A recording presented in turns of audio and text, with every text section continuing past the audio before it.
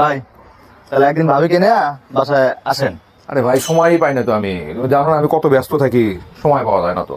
আগামী সোমবার তো ছুটি আছে, আমারও ছুটি আছে, আপনারও ছুটি আছে। সোমবারে ছুটি? হ্যাঁ। আচ্ছা ঠিক আছে, তাহলে সোমবারে ইনশাল্লাহ আসবো।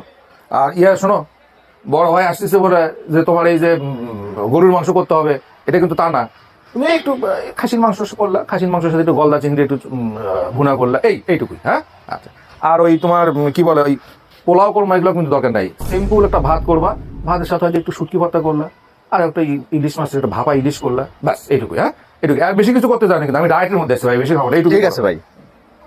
আর শোনো, ওই দই মিষ্টির সময় আয়োজন করো না। হ্যাঁ দই মিষ্টি বাড়িতে দুধ আছে না? হ্যাঁ আছে। তাহলে 5 কেজি দুধ জাল দিয়ে 1 কেজি করবা, করে একটু হালকা পায়েস করলা, ব্যাস এইটুকুই, আর কিছু না। হ্যাঁ আচ্ছা ভাই। আচ্ছা ঠিক আছে, তাহলে কথা থাকলো।